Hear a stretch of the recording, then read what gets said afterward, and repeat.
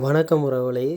முன்னாள் பாராளுமன்ற உறுப்பினர் மாவை சீனாராஜா அவர்கள் திடீர் உடல் நலக்குறைவினால் இயற்கை எய்தினர். ஒரு இனத்தை அடக்கி ஒடுக்கி ஒடுக்குமுறைக்கு உள்ளாக்கி அந்த இனத்தினுடைய அடையாளத்தை அழித்துவிட்டு இங்கே அப்படி ஒரு இனம் வாழ்ந்ததே கிடையாது என்று சொல்லுகின்ற அளவுக்கு ராஜபக்ச அரசாங்கம் நிகழ்ச்சிகளை நடத்திக் கொண்டிருக்கின்ற நேரத்தில் ராணுவத்துக்கு ஊடாக, பௌத்தர்களுக்கு ஊடாக, பௌத்த துறவிகளுக்கு ஊடாக எங்கள் மண்ணை அபகரித்து அந்த மண்ணுக்கு சொந்தக்காரர்களை அந்த மண்ணிலிருந்து வெளியேற்றிவிட்டு உலகம் முழுவதும் சொல்லுகிறார்கள், நாங்கள் அந்த மக்களை மீள குடியமர்த்தி விட்டோம் என்று. இதைவிட உலகத்திலே மிகப்பெரிய பொய் கிடையாது. மீள குடியேற்றவர்களுக்கு கூட எந்த வாழ்வாதாரத்தையும் கட்டியெழுப்பவில்லை. வாழ்வை இழந்திருக்கின்ற 80,000க்கும் அதிகமான பெண்கள், இளம் தாய்மார்கள் குழந்தைகளோடு கண்ணீர் விட்டுக் கொண்டிருக்கிறார்கள்.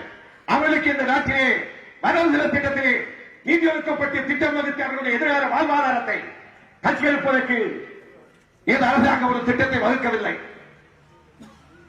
வீடற்றின் நிலமற்று எதிர்காலத்திலே நிலப்பங்கிற்கும் இடமில்லாமல் எங்களுடைய எதிர்கால சந்ததிக்கு நிலத்தை கொடுக்க முடியாமல் நாங்கள் போராடிக் கொண்டிருக்கிற நேரத்திலே லட்சக்கணக்கான ராணுவத்தினரை வடகிழக்கிலே குவித்து அவர்களுடைய குடும்பங்களையும் சேர்த்து குடியேற்றி ராணுவ முகாம்களை அமைத்து சீனாவுடைய உதவியோடு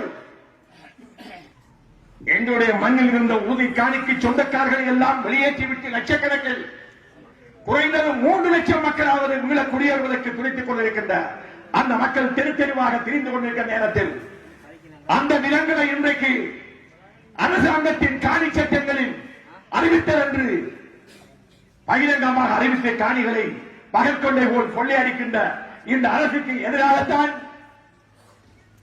நேற்று முன்தினம் கூட மிகப்பெரிய அளவிலே தடைகள், அச்சுறுத்தல்கள் அரசாங்க ஆட்கள் மட்டுமல்ல,